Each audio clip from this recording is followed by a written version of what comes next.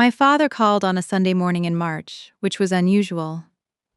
He does not call on Sundays. Sundays are for the restaurant setup, prep, the weekly inventory he has done himself since 1991. I had not spoken to my father in 4 months, which was not unusual.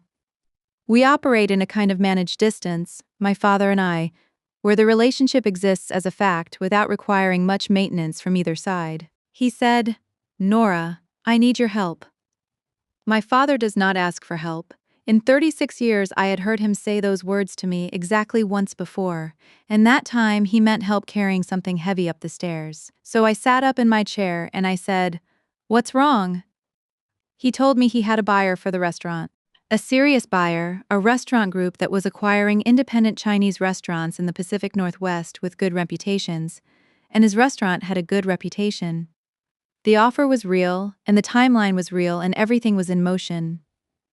The buyer needed clean financial records, 10 years of them, reviewed and certified by a licensed CPA. This was standard. The buyer had their own team, but they needed the seller's documentation in order first. My father said, "Your sister has been keeping the books." I said, "I know," he said. "I need someone to look at them before I hand them over." I'm a financial auditor. I have been a financial auditor for 11 years. I find problems in financial records for a living. My father was asking me to look at his restaurant's financial records, which his other daughter had been maintaining, before a sale that would fund his retirement. I said, "I'll come this weekend." He said, "Thank you." We hung up. I sat in my Seattle apartment and looked out the window at the water for a while. Welcome back to Still Standing Stories, where the women who were told they didn't have potential find out exactly what they had. If someone in your life ever looked at you and decided you were the one who could manage without, this story is for you. Subscribe before we go further, because what I found in those books changed the shape of 14 years of silence, and not in the way I expected. My name is Nora Chen. I am 36 years old. I have a master's degree in accounting from the University of Washington, a CPA license, and a job at one of the larger audit firms in Seattle, where I spend my days finding the things people would prefer stayed hidden in financial records. I'm good at it. I'm precise and patient, and I do not make assumptions, which are the 3 qualities that matter most in this work. I paid for all of it myself. My parents came from Taiwan in the late 80s and opened Chen's Kitchen in Bellevue, Washington in 1991. It is a real restaurant, the kind that has been in the same location for 30 years and has regulars who have been coming since their children were small and now bring their grandchildren.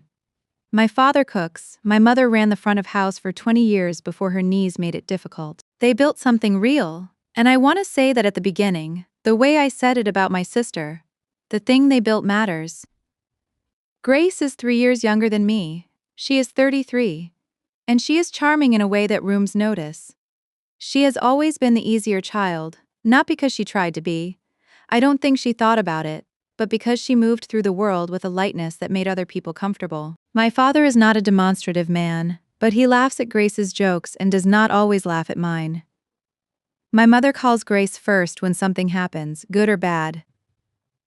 This is not a complaint, it is simply the topology of my family. When I was 17, I started thinking seriously about college. I was good in school, consistently good, the kind of student whose grades are not exciting because they are always high, never a dramatic improvement to point to.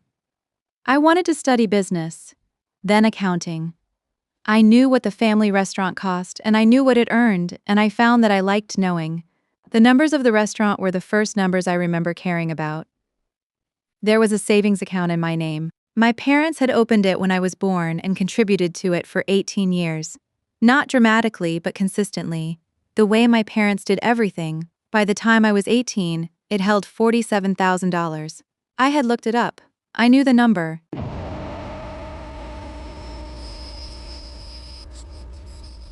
I applied to universities in Washington and Oregon and was accepted to my first choice, the University of Washington, which has a good business school and which would have been manageable with a savings account and reasonable additional loans. I was practical about it. I had a plan. The summer before I was supposed to start, my sister Grace got her own acceptance letters.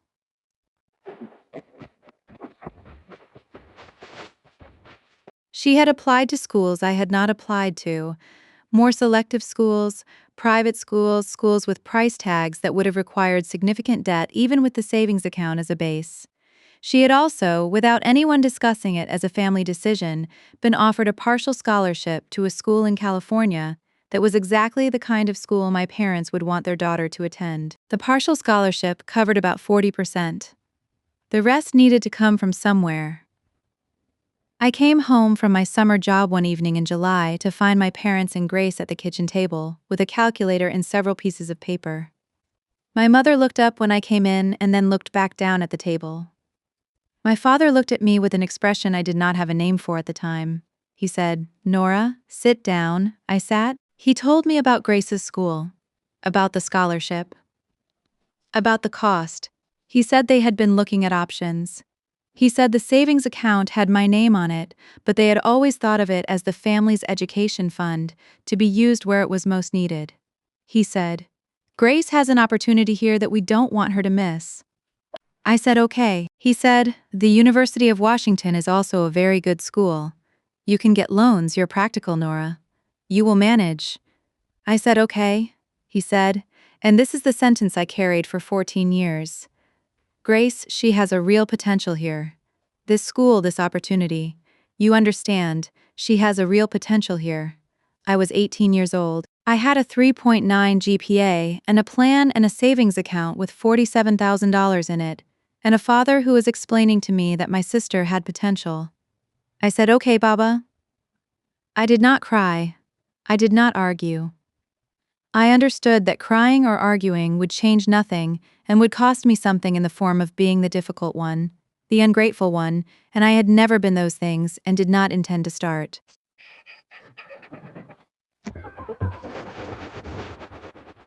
I went to the University of Washington. I took out $63,000 in loans. I worked 20 hours a week during the school year and full-time during summers. I got my bachelor's in 4 years and my master's in 2 more and passed the CPA exam on my first attempt. Grace studied communications in California. She came home after 3 years when the school and her felt like a mismatch she couldn't name. She has worked at the restaurant since then, her parents' restaurant, doing the books, running the social media, helping my mother with front of house during busy periods. My father called this full circle. The restaurant needed her. I finished paying off my loans 2 years ago. I was 34. It took me 14 years, working consistently and making good money and living below my means, to pay off $63,000 of debt I had taken on at 18 because the money with my name on it went somewhere else. I want to be clear about something. I do not think Grace is a bad person. I have thought about this for a long time and I'm confident it is true. She took an opportunity that was given to her. She did not fight for it against me.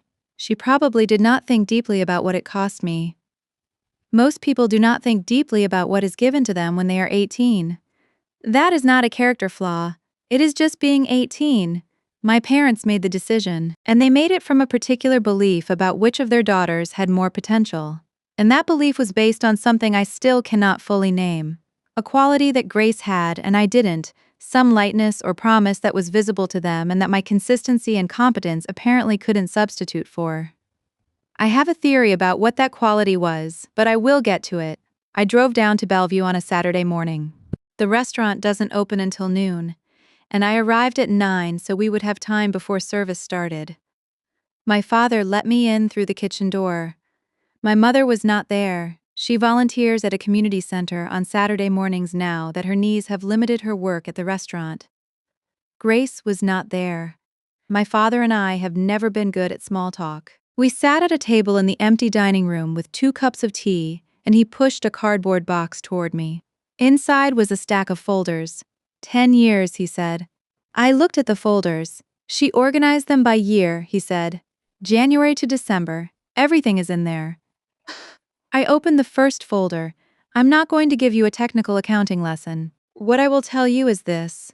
Within the first 30 minutes of looking at Chen's Kitchen's financial records, I understood that Grace had not been keeping the books. She had been creating an approximation of books, something that looked from a certain distance like a record of the restaurant's finances, but that would not survive the scrutiny of a buyer's due diligence team. This was not fraud. I want to be careful about that word, and I will not use it loosely. What I found in those first 30 minutes was a lack of rigor that suggested Grace had never learned to do this properly and had been generating documents that looked like records without being records. Then I looked closer. There is a particular pattern in financial irregularities that I look for, not because I'm suspicious by nature, but because I have seen enough of them to know their shape. Small, consistent, irregular withdrawals that do not correspond to obvious expenses. They occur at intervals that suggest human decision-making rather than automated processes. They are usually not large enough to trigger attention, but add up over time to something significant. I found them in year 3 of the records, and in year 4, and in year 6. And in every year through the present, I sat in the empty dining room of my family's restaurant, and I added up the numbers 3 times, because I always check 3 times. Over 9 years, approximately $84,000 had moved out of Chen's kitchen through cash withdrawals and miscoded expenses and vendor payments that did not correspond to actual vendors, in amounts that ranged from a few $100s to a few thousand, spread across time in a way that would have been very difficult to notice if you were not looking. My father had not been looking. He cooks. He has always cooked, and he trusted that the business side was being handled. My father was sitting across the table from me reading a newspaper while I was sitting with this number. I thought about it for a long time. I thought about what it meant and what it didn't mean and what I needed to do with it. I'm not impulsive. I did not say anything for 30 minutes while I worked through what I was looking at from every angle I could find. Then I said, "Baba, I need to show you something." He put down the newspaper. I showed him. I did not use the word fraud, I said. Money has been leaving the restaurant in a way that isn't documented. I can't tell you yet what the explanation is, but I need you to know the number. I showed him the number. My father looked at it for a long time. I said there are innocent explanations for some of this. Cash accounting errors, miscatories, records that existed somewhere that I don't have. Before I draw any conclusions, I need to talk to Grace. My father said, "I see." He did not say I don't believe it. He did not say there must be a mistake. He said I see, which is what my father says when something is happening that he needs to think about. He said, "Will you talk to her?" I said yes. Grace came to the restaurant that afternoon. She did not know I was there. My father had texted her that he needed her to come in. Not why. She walked in through the front door at 2:30 in the afternoon, while I was still at the back table with the folders. She saw me and stopped. "Nora," she said. "Hey," I said. She looked at the folders. She looked at me. Something moved across her face that I recognized because I have seen it in conference rooms many times. The look of a person who is calculating how much is known. She sat down across from me. I did not open with a large number. That is not how I work. I asked her to walk me through the bookkeeping system she had been using. I asked which software, which records were digital versus paper, where the supporting documentation was kept. She answered. She was cooperative in the way people are cooperative when they are hoping cooperation will be enough. I asked about specific line items. I asked her to explain 3 transactions from year 6 that I had flagged. She gave explanations for 2 of them that were plausible. The third one she couldn't explain. I said, "Grace, I need to tell you what I've found, and I need you to tell me honestly what the explanation is." I showed her the summary I had built. The pattern. The number. Grace looked at the paper for a long time. Then she said, "Some of that was mine." I said, "How much?" She said she didn't know exactly. She said it had been over several years. She said she had always meant to pay it back. I said, "How much?" She gave me a range.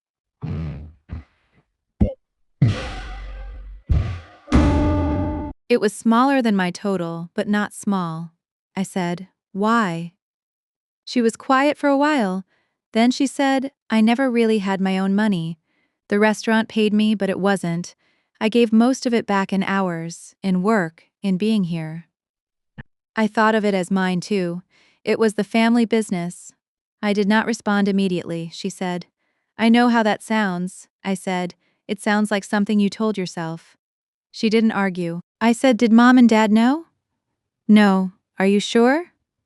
"Yes." I believed her. My parents are not people who take money and then worry about it. What had happened here was their daughter had made herself at home in the finances in a way that gradually became extraction, and they had not noticed because they trusted her and because they were not looking. The conversation with my father that evening was the hardest one I have had in recent memory. Not because he was angry, he was not, or not in the way I expected. He was quiet in a specific way that my father gets when something has shifted in his understanding of a situation. I laid it out for him factually. What I had found, what Grace had told me, the options he had. He said, "What are the options?" I said there were three main ones. First, proceed with the sale, disclose the discrepancy to the buyer, and likely see the offer price reduced. Second, don't disclose, proceed, and risk the buyer's due diligence team finding it anyway, which would be worse. Third, pull back from the sale, work with a CPA to reconstruct accurate records over the next year, and bring the restaurant back to market with clean documentation. He listened, he asked clarifying questions. He was, in this moment, the version of my father I respect most, the version that gets quiet and thinks before he speaks. He said, "What would you do?" I said, "The third option gives you the best sale price and protects your reputation with the buyer. It costs you time." How much time? 6 months to a year, realistically, to reconstruct 10 years of records properly and have them ready for review. He nodded. And Grace? That's separate from the sale question. He was quiet again.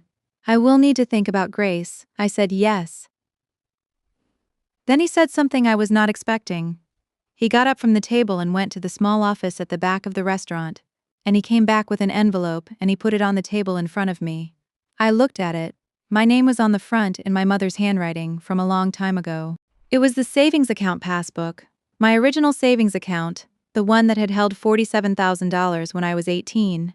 He had found it while he was going through papers to prepare for the sale. He sat down. "I have thought about this many times," he said. "What we did, giving it to your sister." I did not say anything. At the time I told myself that you would manage, that you were strong and capable and you would find a way. And you did. I did. I told myself that was a compliment, that giving the money to Grace was because she needed it more, not because you mattered less. I waited. I think maybe I told myself wrong. My father is 71 years old and was born in a culture in a generation where fathers do not say things like "I told myself wrong." This sentence cost him something. I understood that. I said, "Baba," he said, "I should have said this before. I should have said it when you finished school. When you passed the exam, when you paid off the loans." He said the last one in a way that told me he knew. He had known I was paying off loans for 14 years. I should have said something. I said, "You're saying it now." He said, "It is late." I said, "It's before midnight. That counts." He looked at me for a moment. Then he almost smiled. My father's almost smiles are the version he does instead of laughing. I held the passbook, my name, my mother's handwriting, 18 years of $5 deposits and $10 deposits, all the small accumulations that became $47,000. I put it back on the table. I said, "I'm going to help you fix the books. I'll do it properly, and at the end of it, you'll have 10 years of clean records that will support whatever price the buyer should fairly pay." He said, "And Grace?" I said, "That conversation is between you and her. I'll tell you what I know and you can decide what to do with it." He nodded. "Can I ask you something?" I said. He waited. "What did you mean when you said Grace had potential?" He was quiet for a moment. "I meant she was struggling," he said. "She was always. Grace needed more. More support? More encouragement? More intervention. You never seemed to need anything. You just did what you needed to do without being asked." "I needed things," I said. "I just didn't ask." He looked at his hands. "Yes," he said. "I think I understand that now." Here's the thing about the word potential that I have been thinking about for the 6 months since that conversation. My father used it to mean something like, "This child is fragile and needs investment." Grace needed more scaffolding, and so he built it. I needed less visible scaffolding, and so he assumed I needed none. The word potential was not a statement about what Grace could do. It was a statement about what she needed from him. And I had presented him, for 18 years, with a version of myself that did not appear to need anything, and he had taken me at my presentation. I am not saying he was right to give away the savings account. He was not. It was wrong. And it cost me 14 years of debt and work that would have been easier without it. And the reason I did not argue was fear of confirming his belief that I was the difficult one, the less worthy one, and that fear was something he had created in me without realizing it. All of that is true.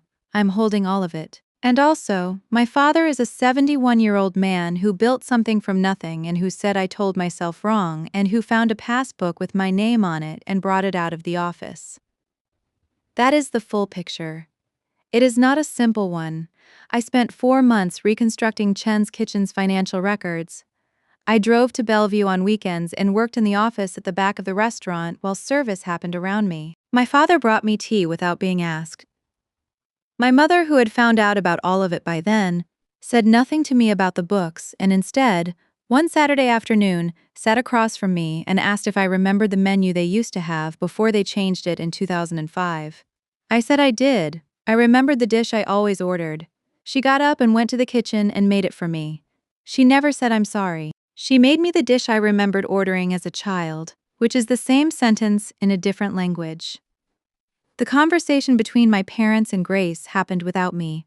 I do not know exactly what was said. What I know is that Grace called me 6 weeks after my conversation with my father on a Wednesday evening and said, "Nora, I owe you an apology." I said, "Okay." She said, "Not just for the books, for a long time ago too." She stopped. "I didn't really think about it, what it cost you. I just thought you were so capable. I thought it was fine." I said, "I know you did." She said, "Was it fine?" I said, "No." She said, "I'm sorry." I said, "Okay." There was silence. She said, "That's it, okay?" I said, "What else do you want me to say?"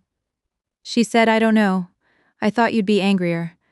I said I was angry for a long time. I ran out. What I did not tell her, because the call was already longer than comfortable, and because it is hard to explain to someone who has always moved lightly through the world, I was not angrier because anger had required me to keep an account of what I was owed, and keeping that account had cost me energy I did not have to spare. The loans were real and the work was real and the time was real, but the anger would have been an additional expense on top of them, and I had chosen, not consciously but consistently, to put that energy somewhere else. Into the work, into getting good at something, into building a self that did not depend on my family's accounting of my worth. This is not nobility. It is practicality. I'm a practical person. The restaurant sold in September. The buyer's due diligence went smoothly. The records I had reconstructed were solid, and the buyer's team confirmed them without issue. My father got a fair price. He took my mother to Taiwan for a month. It was the first time either of them had been back in over 20 years. My mother called me from Taipei and told me about a restaurant she had found near her childhood home. She said the food was almost as good as Dad's. I said that was high praise.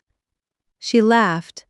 I'm in the process of understanding what my family is now that the restaurant is sold and the distance that the restaurant created has changed shape. My father calls more than he used to, not often but more. He asks questions about my work in a way he didn't before, genuine questions, the kind that want real answers. Last month, he asked me to explain how a company could manipulate its financial statements.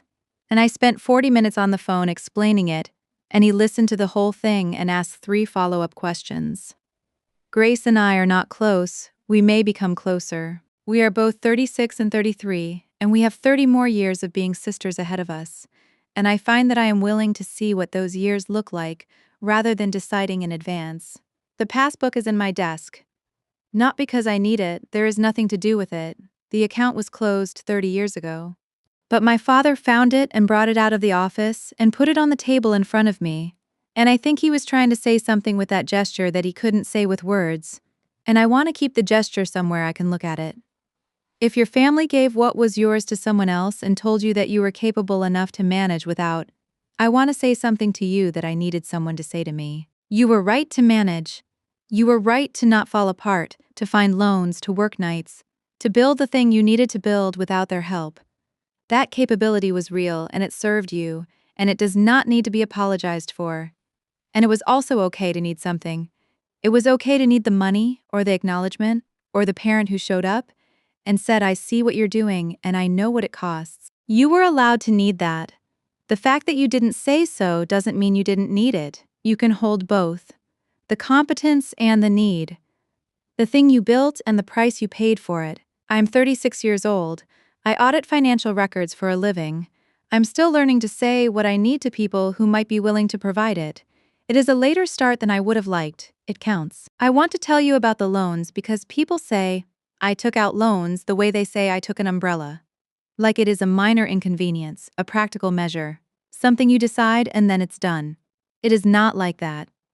$63,000 at 18 is an abstraction. You sign papers that have numbers on them, and you receive a tuition bill that gets marked paid, and you move into a dormitory, and your life proceeds in a direction you have chosen.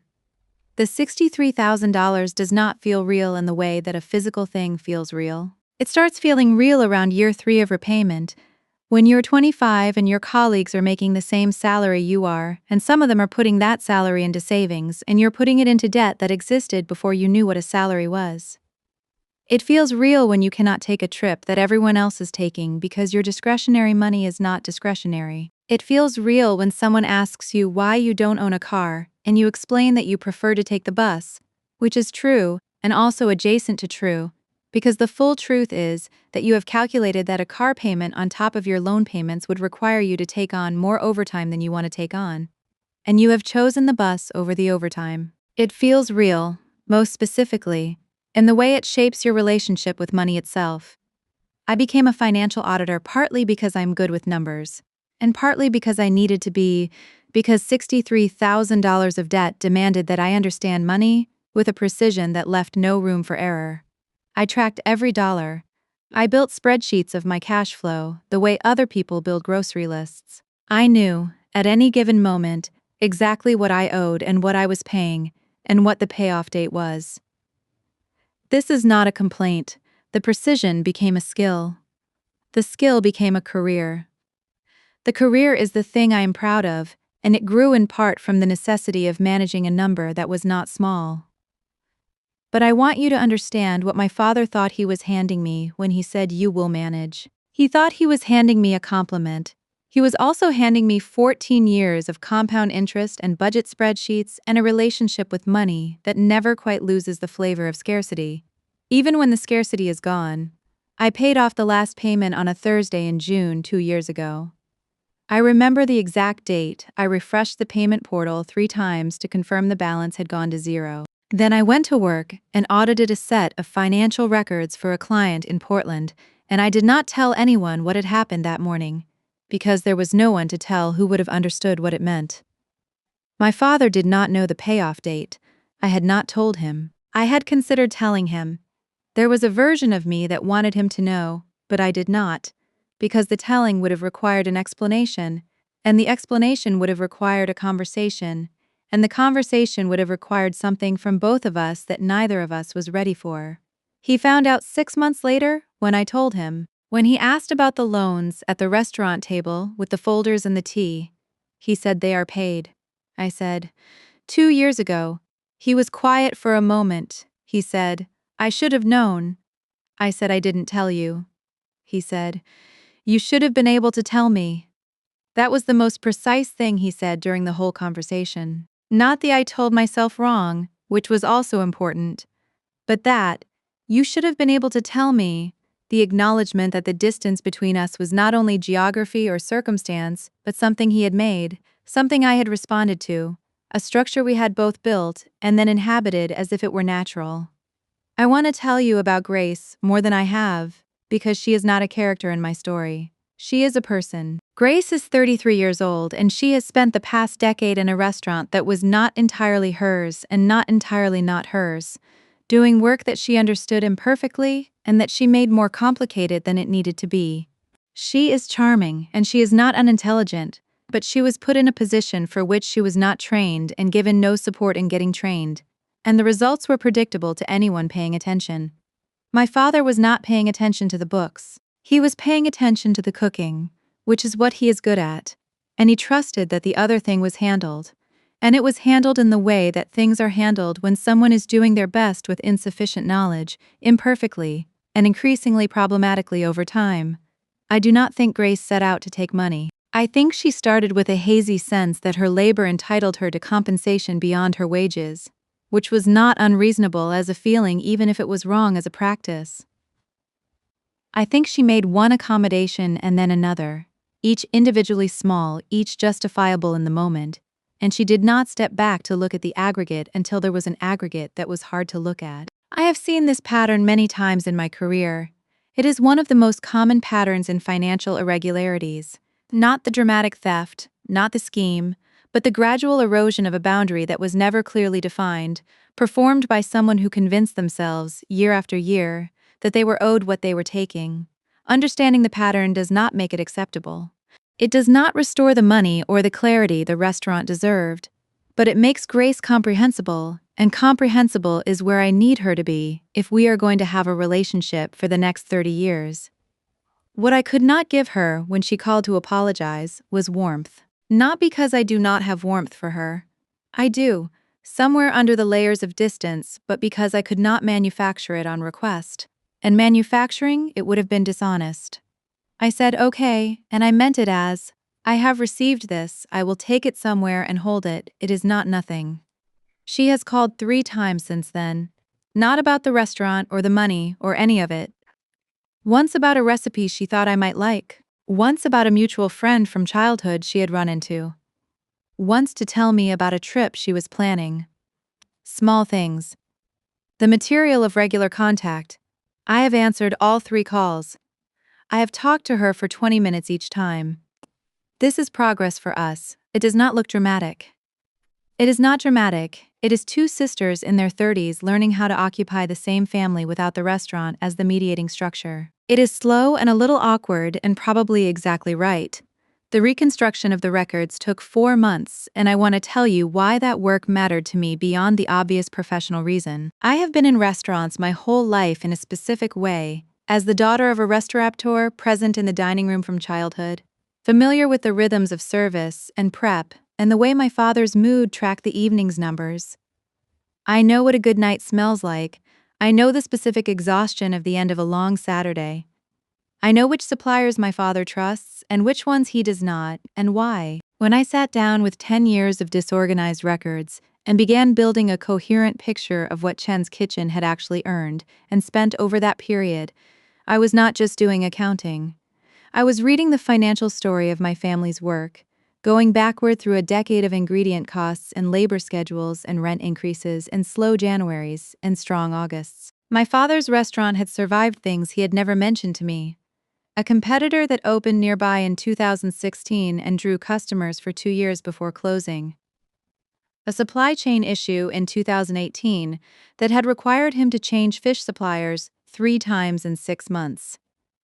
A March 2020 that I will not describe in detail but whose impact on the records was unmistakable. He had survived all of it, and the records, even in the shape Grace had left them, were the archaeological evidence of the surviving. I found the traces of good decisions and bad ones and extremely difficult ones, and I built a picture of what the restaurant actually was, financially, which turned out to be solid, consistently solid, not glamorous, not high margin, but the kind of reliable that keeps going and going and going. My father had built something that worked. I told him this on one of the Saturday evenings after service, when I came out of the office to sit with him while he had a beer. I said, "The core of this business is healthy. Whatever complications existed, the underlying thing is good." He looked at me. He said, "I know." He said it without pride. Not the boasting kind of knowing, but the deep, quiet kind, the knowing of someone who has tended something for 30 years and is certain of its nature. I said, "I know you know. I'm telling you because I looked at it the way a stranger would look at it, and it's still good. That matters for the sale." He nodded. "It also matters otherwise," I said. He looked at me again. I said, "You built something real. I know that, but I'm saying it out loud." He picked up his beer. "You built something too," he said. He said it simply, without fanfare. "The way you state an evident fact," I said, "yes." He said, "I see that now. I should have seen it sooner." I said, "You're seeing it." We sat for a while without saying anything else. The restaurant was empty by then, chairs up on tables. The sound of the kitchen crew finishing the last cleanup. My father and I have sat in empty restaurants together hundreds of times, because I grew up in this one. It was familiar in a way that did not require acknowledgement. For the first time in a very long time, the familiar felt like something I belonged to rather than something I had been asked to leave. There is one more thing I have not told you, and it belongs in this story. When I was 12 years old, before the savings account was anything other than a passbook with a small number, I used to sit at the small desk in my parents' restaurant office and do my homework while my father worked through the end-of-week accounting. He used a calculator and a ledger book. This was before the restaurant management software became standard, and he would punch numbers and write them down with a specific focused attention that I found, even at 12, deeply familiar. We were the same in that way, focused and quiet and interested in whether things added up. I asked him once what he was doing. He explained. How much came in, how much went out, whether what was left was enough. I said, "What if it's not enough?" He said, "Then we figure out where to adjust." I said, "And if you can't adjust?" He looked up from the ledger. "Then you go back further," he said. "You find where the problem started and you fix it there.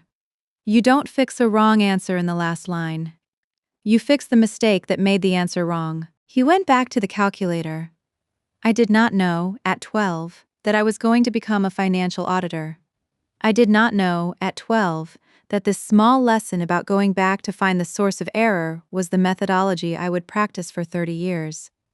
I did not know, at 12, that my father was teaching me something real. When I sat in that same office, 47 years after my parents opened the restaurant, going through 10 years of records to find where things had gone wrong and how to make them right, I thought about that conversation. You go back further, you find where the problem started. The problem in the record started in year 3. The problem in my family started long before the savings account. Both of those problems have a source I can trace if I look carefully enough, and tracing them is what I do. What I cannot fix by going back is the time that passed. The loans are paid, but the 14 years are not recoverable. The distance between my father and me is narrowing, but the 36 years are what they were. This is the limitation of the methodology. It tells you where the error entered the system, but knowing that does not undo the error's effects. What it does do, what going back far enough always does, is give you the original entry, the clean starting point before the mistake was made. My father and 12-year-old me, in the restaurant office, over a ledger book. I was 12 years old and he was showing me how the numbers worked, which was his way of saying, "I see that you like this. I see that this is yours." I have held on to that, and I'm holding it still. I should tell you more about what the University of Washington looked like from the inside during those 6 years, because the picture I have given you is compressed and the compression makes it seem cleaner than it was. My first 2 years I worked at the university library, shelving books and staffing the reference desk on weekend nights. Weekend nights at a university library are quiet in a specific way.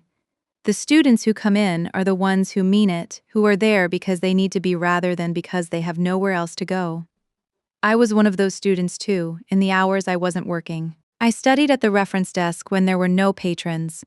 I read ahead in the textbook during slow Saturday evenings and fell asleep over it at 11:30, and woke up and kept reading. I did not tell my parents about this in any detail. I mentioned the job. I did not mention the falling asleep.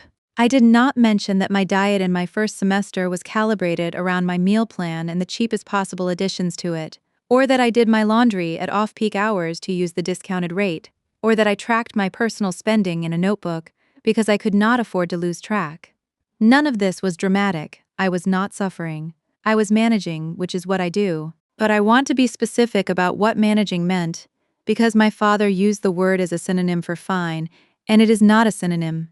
Managing means you're never not thinking about the numbers. Managing means the numbers are the context for every other decision, so that when a friend says, "Let's go out for dinner," You are calculating before you answer, and when a professor assigns a book that isn't in the library and costs $60, you find the PDF online and print it 20 pages at a time at the Student Services Center for 3 cents a page. Managing means the cognitive overhead of constraint is always running in the background. It becomes habit. It becomes eventually expertise. But it starts as constraint, and I want to be honest about that. I made one friend in my first year at UW, who I am still close to, a woman named Ji Young who was in the same accounting track, and who was also working her way through school. In her case, because her parents had had a difficult year financially and had less to offer than they had planned. We studied together and commiserated in the specific register of people who are doing something hard without acknowledging out loud that it is hard. We are still close. She is now a tax attorney in Portland and we talk every 2 weeks. She is the person I called when I paid off the loans. She is the person who understood what I meant. She said when I told her, "Go buy something stupid." I said, "What?" She said, "Go buy something you do not need, something you would not have bought last year because you would have calculated against it. Just to feel what it feels like." I went to a kitchen store that afternoon and bought a very expensive cutting board that I did not need. I already had a cutting board. This one was made of end-grain walnut and cost more than a week's worth of groceries had cost me in my first year of school. I still have it. I use it every day. Every time I use it I think briefly about Ji Young's advice and about the particular quality of a purchase made without calculation. I want to tell you this, not as a triumph, but as a data point. I had to be explicitly encouraged to spend money on something I wanted without the constraint of need. That is what 14 years of managed scarcity does to a person's relationship with spending. It is not something that disappears when the loans are paid. It gets better. It is getting better. But it does not disappear. My mother and I have not spoken directly about the savings account. I want to be honest about this because I have described her making me the dish from my childhood and laughing on the phone from Taipei, and these things are true, but they do not constitute a conversation about what happened when I was 18. She was there. She was at the kitchen table when my father explained what they were doing with the money. She did not argue. She did not, as far as I know, argue afterward. She went along with the decision that was also her decision, and she has never said to me what my father said. I told myself wrong. I do not know what she thinks happened. I do not know whether she has reviewed those years the way my father has, in the light of what came after. I do not know whether the dish was an apology or just a dish. These are things I could ask her. I am not sure I'm ready to. What I can tell you is that my mother is a woman of enormous capability who spent most of her adult life subordinating that capability to a structure, the restaurant, the family, the expectations of her generation and her upbringing, and who is only now, in her late 60s, beginning to have a life that includes things that are hers. The trip to Taiwan, the volunteering at the community center, a garden she started this year at the house, which she calls her project in a way that makes clear it is something she does not want help with. I recognize the person underneath this description, the person who kept her head down and her needs quiet and built things without credit and managed. As the verb goes, I recognize her because she is my mother and also because she is the version of that pattern that I learned from. We have never discussed this. We probably will not, but I know what the dish meant. It meant, I see you. I have always seen you. I'm sorry the seeing did not come with more. That is enough. Not everything, but enough. 6 months after the sale closed, my father bought a smaller house in Bellevue. He and my mother had lived for 30 years in a house that was sized for a family with children and a restaurant with irregular hours. And it was time, he said, to live somewhere that fit who they were now. He called me when they had moved in and asked me if I wanted to come see it. I drove down on a Saturday. The new house is a single story, small garden in the back, a kitchen that is well designed for someone who knows how to use it. My father showed me through the rooms the way he used to show me through the restaurant after renovations, pointing out specific features with the pride of someone who has thought about them. In the second bedroom, which is the guest room, there was a desk. My father said, "This is for when you come." I looked at the desk. "You like to work," he said. "I thought you would want somewhere to work." It is a simple desk. Wood, not expensive, the right height, with a lamp. It was placed in the room facing the window that looks out over the garden. I said, "This is nice, Baba." He said, "You will come." I said, "Yes, I'll come." He nodded and moved on to show me something else about the house. The way he does, never dwelling, always moving. The same way he runs a kitchen, forward and forward and forward. I stood at the desk for a moment before I followed him. There was a drawer in the desk. I opened it. Inside, my father had placed two things, a notepad and a pen, and the savings account passbook with my name on it. He had not mentioned putting it there.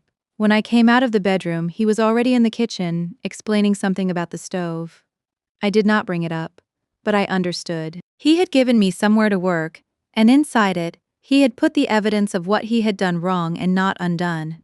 As a reminder not to himself, he does not need reminding, but to me, a way of saying, "This is yours, still." It was always yours. There is a place in this house where it can live, because there is a place in this house that is for you. I drive down to Bellevue more often now. Not every weekend, but most months. I sit at the desk in the guest room and I work, and my father brings me tea, and my mother calls me to the kitchen for lunch at a reasonable hour and tries to give me more food than I need. Which is how she says she loves me, and I take it. Which is how I say I hear you. It is not everything I would have chosen. It is more than I expected to have. I keep the passbook in the desk drawer when I'm not there. It belongs in the house. There is a question I have been asked by people who know the outline of this story. And it is a fair question. Did I know, when my father called and asked me to look at the books, that I might find something about Grace? The honest answer is, I suspected something could be wrong with the records, because Grace had no formal accounting training and the restaurant had never used an outside bookkeeper. I did not have a specific theory about what I would find. What I had was the professional reflex of someone who knows that financial records maintained by an untrained person over a long period tend to have problems.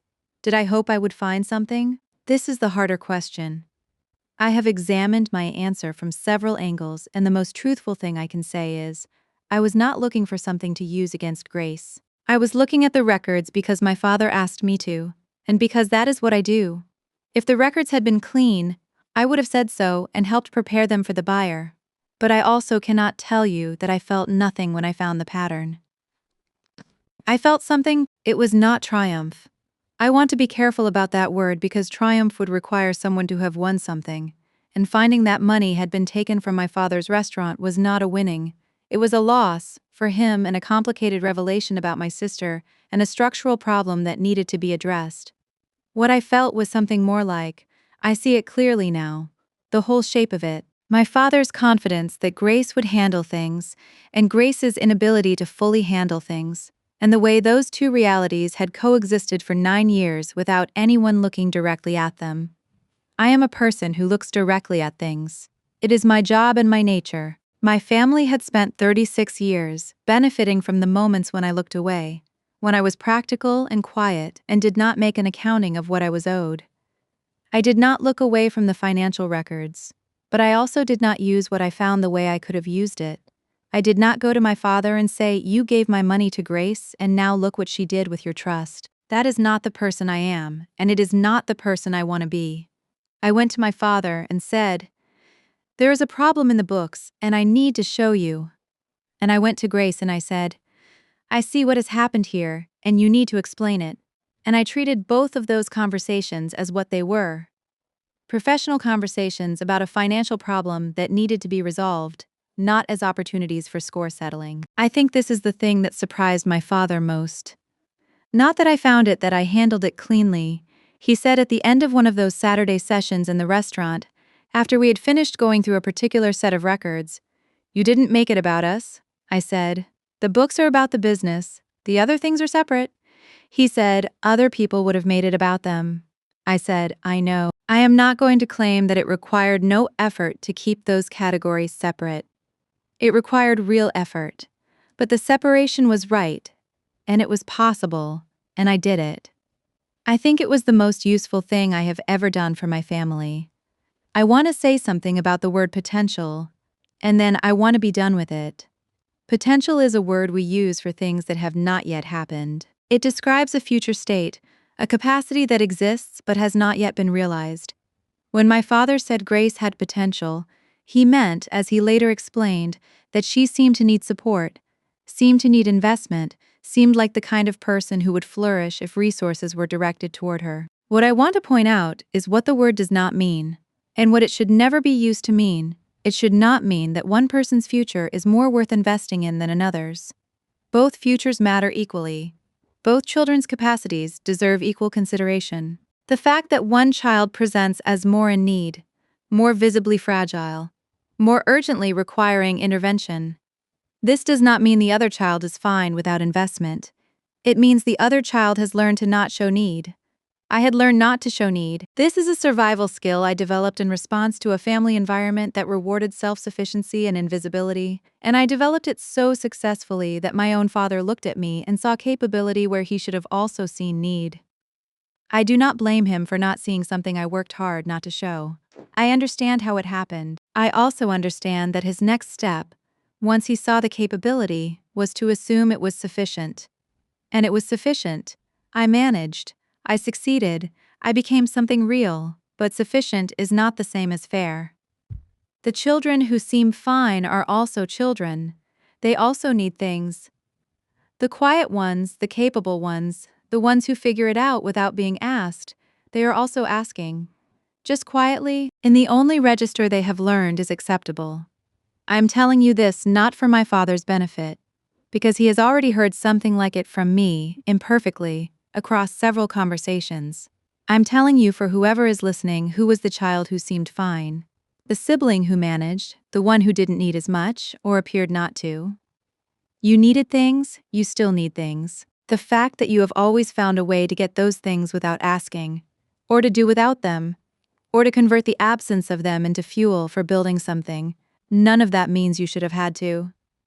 Asking is allowed, needing is allowed. The version of you that does not ask and does not show need and manages beautifully and makes everyone around you comfortable with the assumption that you're fine, that version of you is not the whole of you. I am 36 years old and I'm still learning this. Sunday phone calls to my father help. The desk in the Bellevue guest room helps. Ji Young helps, and telling this story, to whoever is listening, that helps too. Drop one word in the comments that describes how this story made you feel. Just one word. Tell me where you're listening from. I read every comment. Share this with someone who was told they were the capable one, the one who would manage. Hit subscribe, and I will see you in the next one.